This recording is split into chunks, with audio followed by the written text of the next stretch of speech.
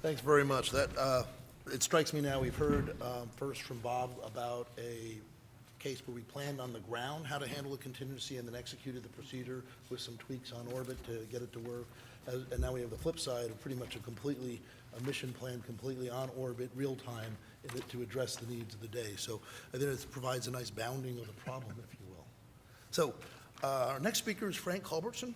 Frank's a retired captain in the U.S. Navy. He served as a commander of the International Space Station for almost 4 months in 2001 and was the only American not on Earth when the September 11th attacks occurred. He's currently a senior vice president responsible for human spaceflight programs at Orbital Sciences, including commercial transportation of the ISS. He's a veteran of 3 shuttle flights, or 3 flights, I should say. He's logged over 146 days in space. STS-38 Atlantis in 1990, STS-51 Discovery, and as we already talked about, Expedition 3 in 2001, where he launched on Discovery STS-105. He was on the station for 129 days and command for 117. So final note, he was the only American, as I mentioned, not on the planet on September 11th. And he, when the ISS passed over New York City, he was able to take photographs of the smoke emanating from ground zero. So with that intro, Frank, over to you. Thanks, Tim.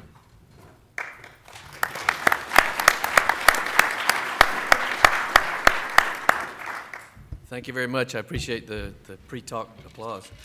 I'm going to tell a couple of stories, and there are a number of people in the room who can refute or correct some of the things that I throw out there, so if you would just wait until everything's over, maybe during the reception later, to bring that up. I think you're going to see a running theme here of why all of us in this room do what we do. This is an exciting business, and you never know for sure how things are going to work out, even after lots of work and lots of analysis and lots of training. And we have to be able to deal with problems, solve them real time, and get the mission done. In my business now, we call that crisis management, but in those days we called it contingencies, right, Crip? And some of us like crisis management better than real management, but we don't tell our bosses that. I'm going to have a very short story about STS-38. That was a classified mission for the DoD, and that's about all I can tell you about the mission. But after we had finished whatever that mission was, we were supposed to land after about 4 days. And we were doing our pre-landing checks and pre-deorbit checks and getting ready to go through all the checklists. And they said, well, the weather's kind of bad at Edwards. Ironically, in Southern California, it was raining. And they had high winds and low temperatures and a big crosswind at Edwards. But we went ahead and went through the checklist, and we got down to about probably 15 minutes before the deorbit burn, and they waved us off. My job as the pilot was to start the APUs so that we could use those for reentry and put the gear down and use the flight controls, et cetera. So I waved off that event. About an hour and a half later, we started through the checklist again, and again at about 10 or 15 minutes, they waved us off, and so we waited. And then another hour and a half later, and this is after a lot of fluid loading. For those of you who have been associated with the shuttle, you know how much fun that is. You're basically pouring lots of water into your system to replace the quart low that you are after having been on orbit, so you don't faint when you walk down the steps at the end of the mission. And so we're continuing to fluid load and getting very uncomfortable, and and if you got to go once you've got that suit on, it's problematic. But anyway, the third time we were about 10 seconds away from loss of signal. And I was just about ready to throw the switch to start the APUs, and Ken Bowersox came on and said, wave off, wave off, wave off. So I stopped, and I said, what's the problem? And then we went LOS. So, so we waited, and but that was our third and last attempt for the day, so it was clear we weren't going to go home that day. That night, Lee Briscoe, the flight director, came on the loop, and in those days it was basically unheard of for anybody besides the Capcom to talk to the crew. And Lee came on and said, Dick Covey was the commander, and he said, it looks like the weather's going to continue to be bad at Edwards for another 5 or 6 days. We don't have enough food to feed Frank that long, so I didn't have any problem with eating on orbit. So we're going to bring you into Kennedy tomorrow. And well, how do you feel about that? Well, the reason that was a question for us was because ever since Bo Bobko had a tire blow on the runway, we had not gone back to Kennedy because we were working on the new nose wheel steering, the drag chute that Dan deployed, new brakes, new tires, and a new surface. And so it was somewhat of a risk to go back to Kennedy, or at least the program considered it to be, without finishing all those mods. But we needed to land, and they said the weather's going to be good for 1 day at KSC, and so we're going to bring you back in there. You okay with that? And then Covey, of course, said, sure, I'm an Air Force pilot. And I looked at him kind of cross-eyed. But I said, I'll help you. And so the next day, we went through the checklist, did the deorbit burn on schedule, came in, and as we were at a moderately high altitude, not very high, but when you're in the orbit, you feel like you're pretty high. And as we came across Australia after the deorbit burn, I remember we came in daylight. I remember looking down and thinking, we could just do a right-hand base turn and go into Sydney here because we're so low now. And we had the whole Pacific to get across yet. And so we came across the Pacific, and then as we crossed Mexico, I felt like we were doing a low level through the Sierra Madres. We were so low. And shortly after that, we crossed Brownsville. And having flown the T-38 across the Gulf many times, I'm thinking, we are way too low. We are never going to make it across the Gulf. At least that's the way it felt. And about 2 minutes later, Tampa is coming under the nose, and I'm thinking, we are way too high. And fast. And there is no way we're going to get down here. And we came across, and I found out later some of my friends were at Epcot and heard the double sonic boom as we came across, and they looked up and saw us. And we came in a right-hand pattern to land on runway 33, and it was about 3:30 in the afternoon. They had done all the weather checks, and the shuttle training aircraft had done the practice approaches until we did the deorbit burn, and then they quit doing approaches. And as we're going out over the Atlantic in our big turn, I'm in the right-hand seat, Covey's in the left-hand seat flying, and he'd given me, I think, 10 seconds of practice flight time as we went subsonic and took it back. And then as we're going around the corner, he said, do you see the SLF yet? And I said, no, I can see the beach, and I see the VAB, but no runway. He said, we went a little further. We're at the 180. He says, how about now? No, can't see it. And there was a cloud deck down below us, and we had the sun in the west. The cloud deck was down at about 3,500 feet, and it wasn't very thick, but because of the sun angle, it was basically opaque. And what it was an inversion layer, and because they were burning crops in the Titusville area, it had stopped right there. And so we were basically coming in for an IFR approach. And we got to the 90. How about now? You see anything? Yeah. I said, no, just that cloud. And so we came around and rolled out on final. And Covey did a pretty good job for an Air Force pilot and kept it right on the glide path. And we broke out about 3,500 feet. And my big job, of course, as the pilot was to put the landing gear down. So I pushed both buttons in the right order. And I was done. And then we landed. And he did really do a really nice job. And unfortunately, all of our families were out in Edwards in the cold and the rain and not very happy at all. And we got off the shuttle and went through all the medical tests. And they put us on the shuttle training aircraft, flew us back to Houston. We landed well after dark, and they had the floodlights like that and the TV cameras out there. And the families had flown basically all over the country in about 5 days to get to Edwards, from Kennedy to Houston to Edwards and back. And as we came down the steps on the airplane, the little kids that I had came running up, hugging my knees, welcome back, Dad. And my wife, who was carrying a 3-month-old baby who actually was due on our first launch date, but we launched 3 months later, walked up and said, well, I was where I was supposed to be. Where were you? Wasn't the first time I'd heard that.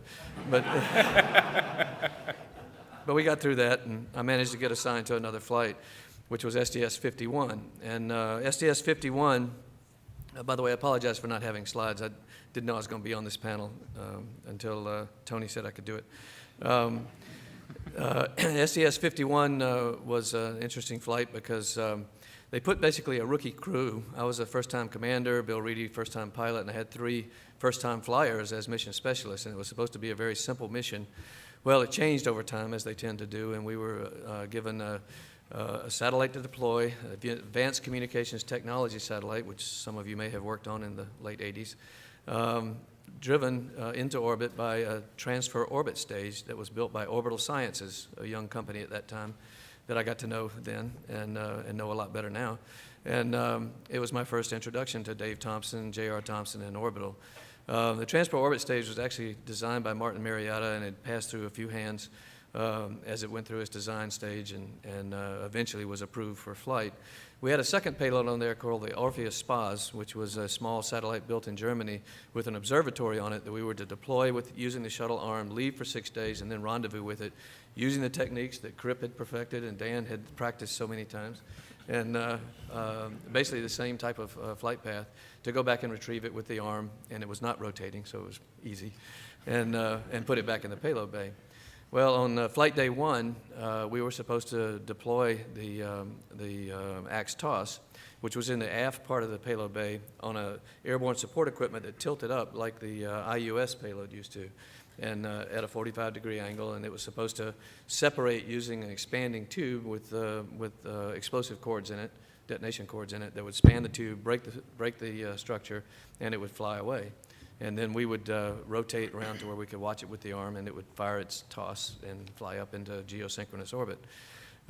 We couldn't see the aft end of the payload bay very well because of the SPAS that was in mid-bay and was kind of blocking it all, so we were having to use cameras and basically just watch it come up above the SPAS and deploy. We had a little bit of a delay by 1 orbit, and then Carl Waltz, who actually flew in space with me twice, once on that mission, and then later on ISS, he relieved me in 2001, and he did such a good job, I hired him. He works for me now in Orbital, but his job was to deploy this satellite, and Dan, your story reminds me of this a lot, but Carl went through the checklist, and we'd done it many, many times in the simulator. And of course, this had all been checked out by the folks at the Cape using test equipment that was per the drawings. And but somewhere in the middle there, as this hardware changed contractors, labeling was changed somewhere in the drawings. And so you have a A side and a B side, you have a primary and a backup, you have a circuit 1 and a circuit 2. Somewhere between all of that nomenclature, something was wired wrong. And so when Carl flipped the switch on the A side to deploy it, the other guys are watching the satellite come out, clearing the shuttle, and I'm watching all this debris come up with it. And I'm thinking, we didn't see that in simulation. What happened back there? And so I'm reporting it to the ground, and they had no idea what was going on. Maybe some people did, but they wouldn't tell us. And so I took a lot of pictures of it, and as an aside, when I joined Orbital a few years ago, they have a nice picture of the axe toss payload that I actually took in space as it's leaving the shuttle. And I walked Dave Thompson down to that picture shortly after I arrived and said, I want to show you something in here. You see that little curved piece of silver thing there? I said, you ever notice that before? He said, no, what is that? I said, that's part of your airborne support equipment that went out with the satellite. And see this one over here, and this one over here, and this one over here. I said, you want me to circle those and sign them? Because he said, no, let's not do that. And it turned out it wasn't Orbital's fault necessarily. It was just the chain of custody of these drawings and how things were relabeled as it went through the process. It's actually a case study at the NASA Safety Center for how things like this can happen through quality control or lack thereof. And but as we watched this, and we're telling the ground about it and taking pictures as we could, we really couldn't see it very well. And the next day, we were going to deploy the Orpheus payload using the shuttle arm, and so we were going to lift it straight up out of the bay, turn it, and then release it. And it actually had an IMAX camera on it, so it was going to take IMAX video of the shuttle or film as it flew away. And we had an IMAX camera on board to film it, and we have a film too.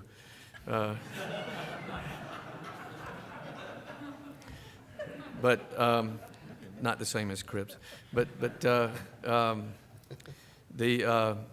As Dan Bursch lifted the Orpheus, I'm looking back at the back of the payload bay, and I'm seeing, those of you who are a little older might remember pull tabs, pop tops. Remember when you'd pull one part way and it just kind of hang there, and you'd have this ring there? Well, it looked like a half-pulled pop top back there in the back of the payload bay, because it had basically shredded one half of the expanding tube, and it had popped out. And as Dan is deploying or pulling up the Orpheus, Carl was down on the middeck doing something, and then I didn't remember all of this, but the crew told me later that they heard me say, Carl, get up here. What did you do? He said, I don't know, boss. I just threw the switch. And so we took pictures of that and showed it to the ground. And what had happened was the A side and B side had been wired together on one side, 180 degrees of the expanding tube, and it was way too much for the tube and blew it apart. And we ended up with all that shrapnel out there. The other side had not blown, but the force, the force of the other one scared me then too, but was enough to force it out of the ASE. Now, when they did an EVA a couple of days later, they wouldn't let them go close to this because they were worried about sharp edges. I think the reason they wouldn't let them go past a certain place in the payload bay was because they were afraid they might see something that we wouldn't like, because this generated a lot of shrapnel that blew all over the aft end of the payload bay. And in fact, we found out after the flight that there were holes all in the aft bulkhead, and pieces of the shrapnel had gone through the bulkhead and through the payload bay. And I didn't quite understand why, prior to deorbit, we had to do 2 flight control system checkouts. We did one, and they said, okay, we want to do another one with a different APU. Well, I think they were starting to get a clue there might be a problem back there, and so they wanted to make sure that we really did have APUs and hydrazine and good hydraulics. And it turned out that one of the pieces of shrapnel missed our hydrazine tank by about 1 inch. And the consequence of that would have been no hydraulic power, which we'd have been a permanent satellite for a long time. But these kind of close calls are things that happen in the space program that teach you have to be very careful. We learn from all of them, and we fix them, and we move on. We've had a couple of cases where we didn't listen well enough to the systems, and it cost us dearly. But we have to listen to the systems that we design. We have to listen to them as they operate, and we have to pay attention to what the hardware is telling us, because you can't overcome everything with crew workarounds. And that's something I learned when I first joined NASA in 1984. STS-41D was getting ready to launch, and that was the first mission that occurred after I joined the Corps, and I went down to watch it. And they had a problem with the SRB separation, and I learned that in those early days, during design phase, you want to design things out with the hardware. If you can't do that, you fix it with software, and then the last resort is a crew workaround. Once you become operational, that priority reverses, it seems like, and the crew is the first line of defense against fixing things. The next least expensive is the software fix, and the most expensive is a hardware fix. And so it tends to reverse itself, and I learned that you don't want to put the crew in a position where they have to be the last line of defense. You want to fix the hardware or fix the software. Just one other quick story.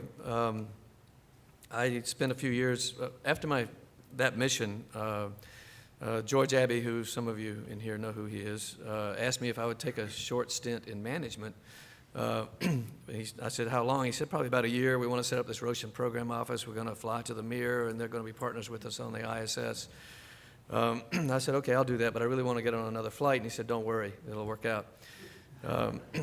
5 years later, I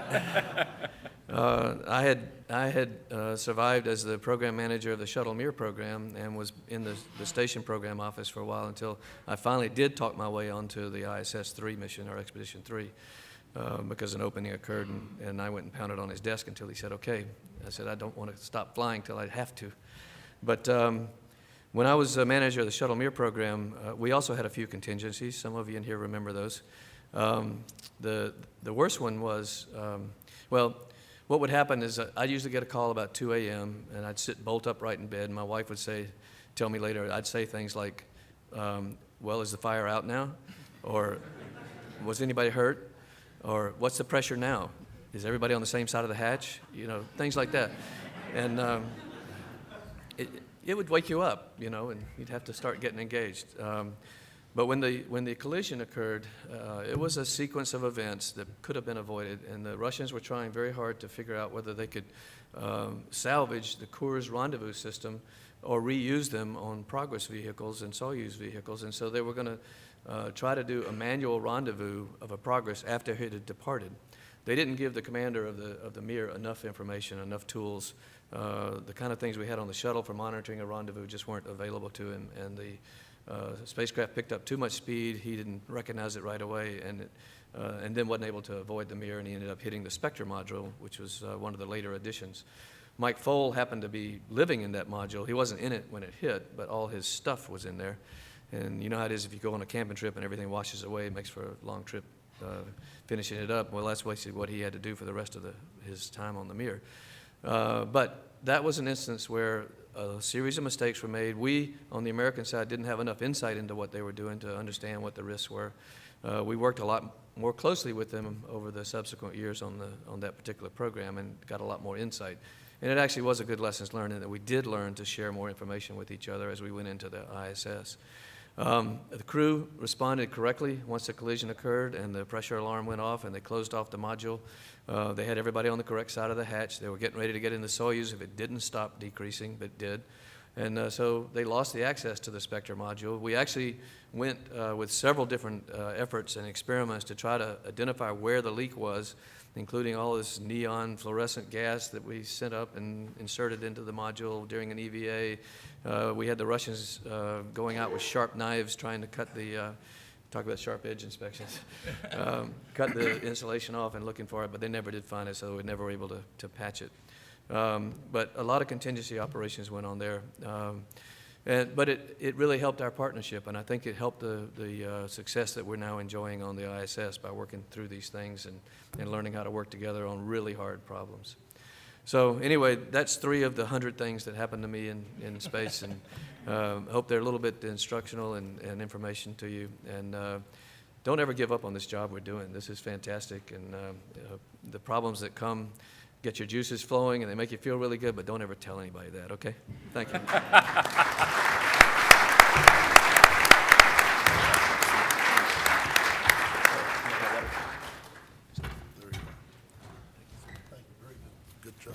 Thank you, Frank. I'm sensing a theme emerging that sometimes rehearsals aren't exactly as it goes when you actually do the real thing. Yeah.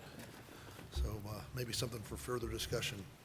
Our final presenter before we get into the Q&A portion is Greg Johnson, who's a retired colonel in the Air Force Academy graduate, 5,000 flight hours and over 50 different aircraft.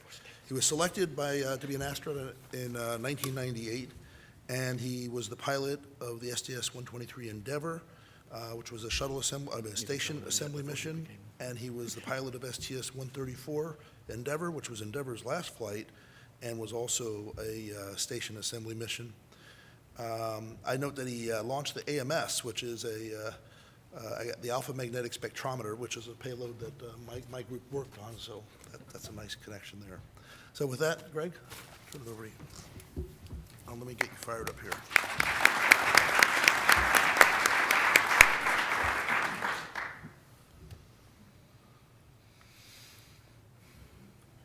And you're off the sorry. Wow, you expect me to follow that? Well, I have to say I'm humbled to be sharing the panel with this distinguished and experienced group of astronauts. I loved hearing the stories, and as we progress through time, you can see, the different perspectives, but also the shuttle, our space vehicles get better and better and better, and we're standing on the shoulders of these giants. I know that sounds trite, but as I listen to the stories, we just didn't have contingencies like that at the end of the shuttle program. And so I was very fortunate to be at the tail end of the shuttle program. I didn't think I'd get 2 flights. I thought it was just going to be 1, and then slid in and got a second flight. But since I left last September, it's been an honor to get to know all 3 of you better. I met Bob way back. Actually, I had a sim with your daughter, and I remember bumping into you and getting some war stories early on, and then Dan and Frank. It's been, since I've left and I'm in Florida, we've gotten to know each other, and then Frank, we've gotten to know each other. These guys are not only great astronauts, but they're also very strong leaders in the aerospace community. So I'm trying to learn from them as we go along. But I'll stop being long-winded. I'd like to talk a little bit about this photo. This was taken as we were approaching the space station just 6 years ago in Endeavour. Both of my flights were Endeavour, and I actually got to be on the last flight of Endeavour, so first and last. And you can see Mr. Dexter, the SPDM there, and that was the first Japanese piece that we installed on the space station. First crew, a Navy commander, Dom Gorey. I think somebody's flown with him also in this room. Yep. And I was really disappointed to hear that Garrett wasn't going to be joining us. I talked to him yesterday, and he had to get back up to SpaceX to work, but he had a contingency that I'll be mentioning just briefly. What I'm going to do is I'm going to talk about some things that I was asked to talk about dealing with planning for contingencies, and then I'll share with you several mini contingencies, and Garrett was part of one of those. Second crew, STS-134, last flight of Endeavour. Mark Kelly was the commander. It was an interesting flight from that perspective. We did have a contingency during our training flow, which complicated our training flow, but I think ultimately it made us a stronger crew for that last flight of Endeavour.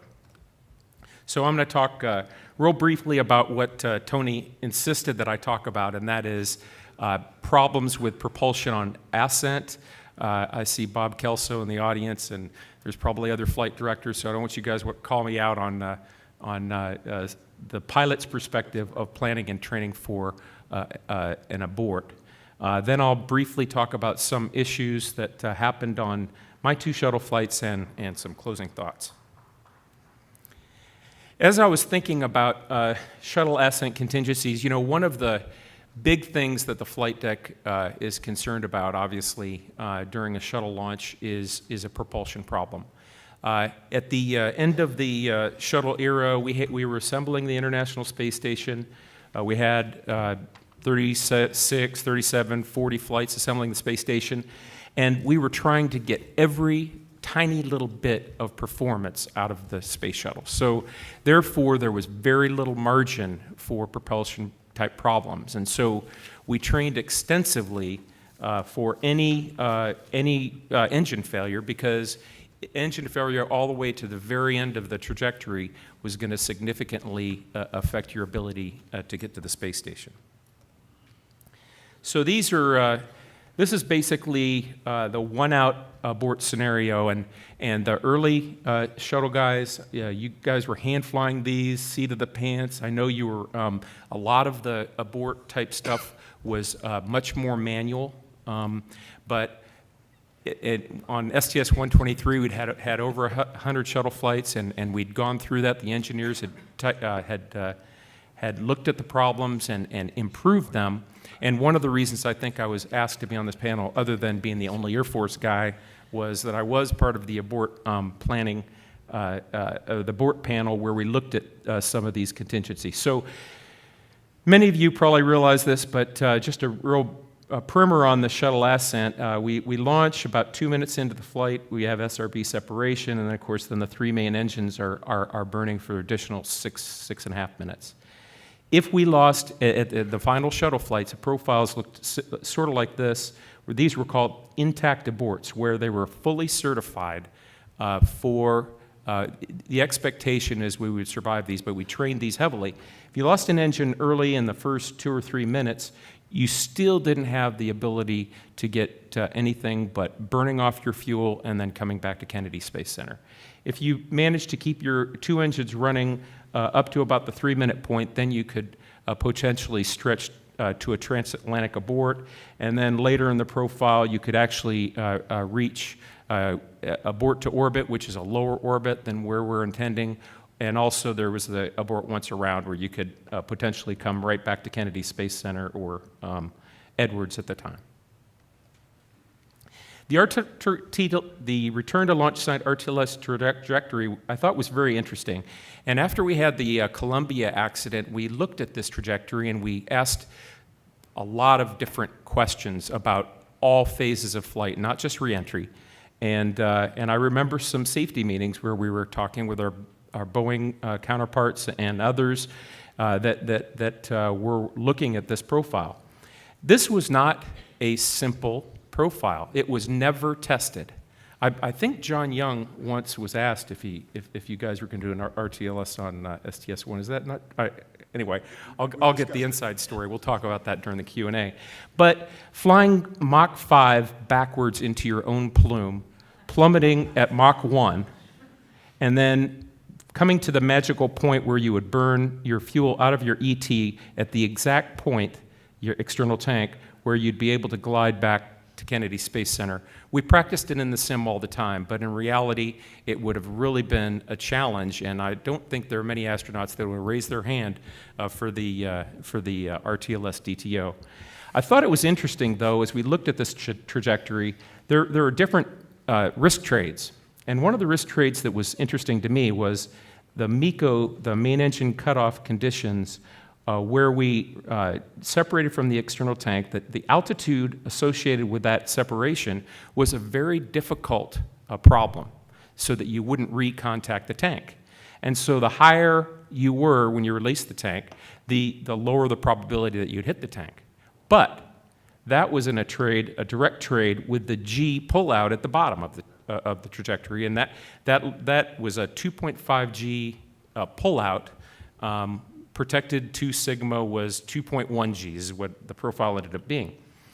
But in the sim, we did some other aborts, which I'll talk about a little later, that had a much higher G loading, and the question was, how do you balance that risk trade? And I know there's lots of different risk trades as we design these new vehicles for the future. But the trade between ET-SEP and the G pullout, the G loading seemed to me to be relatively low compared to the risk of recontacting the external tank at the top, and so that was an interesting discussion as we were returning to flight. If you manage to keep your engines, 2 of your engines burning long enough, you can reach one of the sites overseas.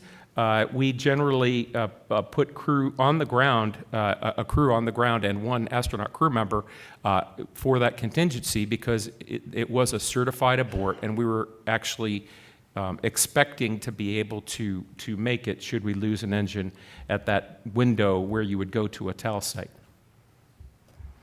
The 2 engine out scenario, though, was a little more limited. If you lost 2 engines early on, you'd have to bail out, but we went through a lot of training and practice and learned from the experiences of our former shuttle associates and crew members and mission control on how we would survive a 2 engine out scenario early on. But the ECAL, the East Coast Landing Abort, was an interesting one that came about, and I'm not sure when you all started talking about that, but it was an interesting alternative to making it safely to the land. And then we also had emergency landing sites all over the world, and of course the TAL capability if you lost your engines late enough in the profile. And I basically covered that right there. And so here's some of the contingency aborts sites on the East Coast. And an interesting risk trade in that scenario was launching in the window. Now, when we had to go to the ISS, you had a very narrow window, about 5 minutes or so.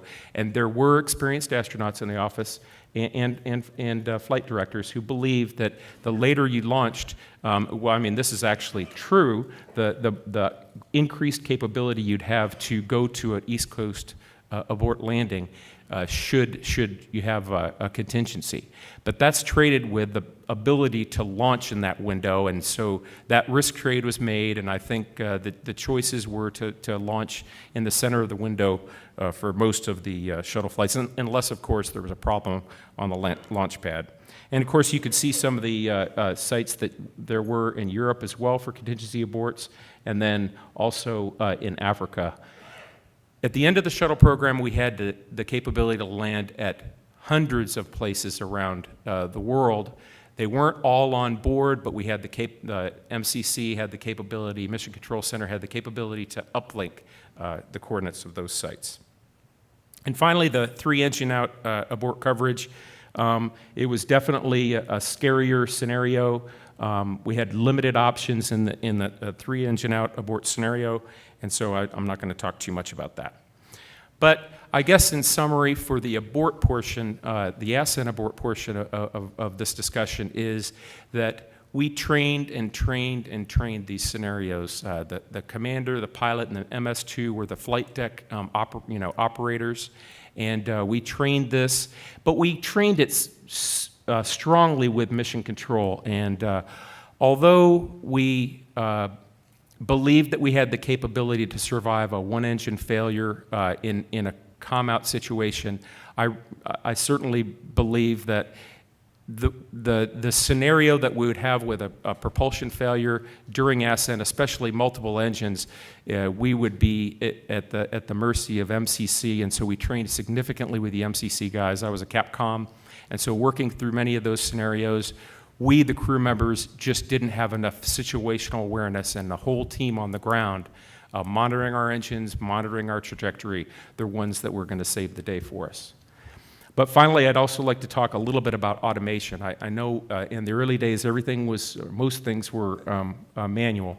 But as we progressed from my time in the astronaut office from 98 through 2011, last shuttle flight, we significantly automated some of those contingencies, which made them safer because, frankly, when you have a man in the loop, you just can't react that fast to these sorts of scenarios. And so as we evolved in the maturity of the space shuttle system and being fortunate to be one of the later guys in the program, we enjoyed much greater level of safety for these kind of scenarios. Luckily, none of those scenarios ever happened. I didn't have any major contingencies like these gentlemen have described, but I will share with you just a few little things that happened on my 2 flights. Well, you train in the sim, the master alarm goes off, you never think, oh, I trained and trained and trained. I didn't wait just 5 years between, I won't even talk about how long I had to wait to fly in space, but we did have an accident in there, so most of my classmates waited a long time to fly. It was worth every minute of the wait. But in the sim, the final ascent, they have no malfunctions. And so I thought, and they wanted you to feel, okay, this is an ascent, this is how it's really going to look. Well, STS-123, 8 seconds off the launch pad, master alarm. I just couldn't believe it. The contingency, we lost 6 of our 44 jets, reaction control system jets. Had never seen the malfunction before, but I had trained with the crew on all kinds of other things. Mission control comes back, and Dutton goes, he's the Capcom, he goes, Jim Dutton, no action. Big question mark over our heads. As we go, okay, no action. I'm looking through my displays. I'm trying to be a good pilot. Dom's going, what's going on, box? I have no idea, sir. They said no action. Not exactly. I knew that we had lost 6 jets. I didn't know exactly why. About a minute and a half later, get another master alarm. Actually, it was about 2 minutes later. The flash evaporator controller failed. Dom, work the first 2 steps of evap out T high. It was just like an emergency procedure simulation. And we got a lot of criticism for the amount of training that we did for EPs, but every single minute of the training that we did with the crew and with mission control and the whole ground team was worth every minute of it, just in the first 2 minutes of my space flight experience. ET separation, very, very different when you were missing 6 RCS jets on one side of the vehicle. It took about 3 times as long as normal. It was a night launch, so it was very interesting to see from the window. Once we got onto orbit, we had several EVAs on the first flight. This is Rick Linehan. I was operating the robotic arm. We had 5 EVAs, 3 of them to build the Mr. Dexter that you saw a picture of at the very beginning. And suffice to say, the little mini contingency we had there, and yeah, I saw those guys' hands when they came in from those spacewalks. It was amazing the amount of work they did on these spacewalks. But Rick Linehan gets into this SLP. He starts the shuttle launch platform. He starts working with the arms and the body of Mr. Dexter, and one of the arms of Mr. Dexter is locked into the SLP. Couldn't get it out. So I could see the arm moving as Rick was maneuvering, trying to put force on the thing to get it out. couldn't do it. So we essentially went back, got the equivalent of a tire iron, and just beat on the thing until it was released. So good old Yankee ingenuity, but that one problem would have cost us that entire EVA, and then we would have had to probably generate some other EVAs just to figure out what to do next. Luckily, it didn't turn into one of the scenarios that you all worked through. But what I found to be probably the most draining on our efficiency as crew members were things that happened on orbit. We had a leak in the floor of Endeavour. It was the 21st flight of Endeavour. On the 25th flight of Endeavour, she didn't have so many little problems, but we had a leak under the floorboards, and a leak in space is actually a big deal. We had to pull out the maintenance manual, take up the floor, tighten up the connection. We couldn't completely stop the leak. A water leak in space is very interesting, but it's terribly inconvenient. Then right after that, we had a problem with our CO2. And our carbon dioxide level, we had a 7-man crew. Maybe we were 2 sigma in body mass, and we created a lot of carbon dioxide. And so we ended up having to fashion an anaconda duct. I don't know if you all remember this process. Some of you might. You're nodding your heads. We had an anaconda duct where we were attached to the space station and sharing our CO2 with the International Space Station so that we could lower our CO2 level. You know, your CO2 level affects different people different ways. I had one crew member, you could blow pure CO2 right into his face. It wouldn't change his personality. But another crew member, CO2 could definitely change their personality. So it was important for us to get our CO2 level down, and we probably spent 10 hours trying to fashion this anaconda duct into the space station. And then finally, just before landing, our fuel cells acted up. The pH went out of limits. And so if you can imagine 6 or 7 really tired crew members the night before landing trying to find the pH paper and take a pH measurement of the water coming out of the fuel cell. Very, very interesting night and a good story to talk about after this panel's completed. And then finally, my last slide on orbit, I show the station crew for STS-134 and Expedition 27. Garrett, though, was a crew member that we were transporting to the International Space Station 3 years prior. He had a serious situation on orbit where the space potty broke. And that sounds very mundane, and it sounds not very interesting, but it actually was a huge deal, and it wasted much consternation on the ground and in the air, or in space, trying to work through that problem. But the final problem that I want to talk to was actually with this crew, and it was STS-134, the final flight of Endeavour. Endeavour had a wonderful maintenance history and record for that final flight. Very disappointed to see her retire. But when we were on orbit, we had 4 EVAs. We were installing a couple final pieces on the outer portion of the International Space Station, including the alpha magnetic spectrometer. And Roberto and I were the 2 guys that were, these were the 3 spacewalkers, very experienced crew, and we were the guys, we were enlisted to work on the space station for a few of the days. And so I got a little bit of a taste of what it was like to be a space station person, not much, but we were attached for about 12 and a half days, so it was an enjoyable time. But the contingency, the mini contingency, was with the water bags, the CWCs. And when the space shuttle attached to the space station at the end of the program, we had a system where we could, it was like the Pilgrims, we would give them water and they would give us electricity. So we had spits, we'd get electricity from them, and in exchange we'd give them water. Well, we had all these water bags, and at the end of the shuttle program, the shuttle had unlimited water. We had to stow those water bags on the space station. Sounds very mundane. Roberto and I were up to the task. And so we were trying to fit those water bags that were theoretically the right volume to fit into these standoffs in different areas of the space station. unfortunately, all CWC bags are not alike. Some are very plump, and so these bags didn't fit in the spaces that they were supposed to. And when you have those sorts of problems, and if you have water bags that are bumping into each other, you can see where this is going. We created a leak. And I'm not going to blame we're all a crew, so one of the 12 of us created the leak. But that was a big deal. That was a big mess. It wasted a lot of time. So I guess I'm going to close this because we need some time for Q&A, and I'm the last guy up. But the mundane kind of things, I calculated, wasted almost 200 man-hours of crew time dealing with the pH paper, the water leak on the shuttle, the anaconda duct, and the water leak.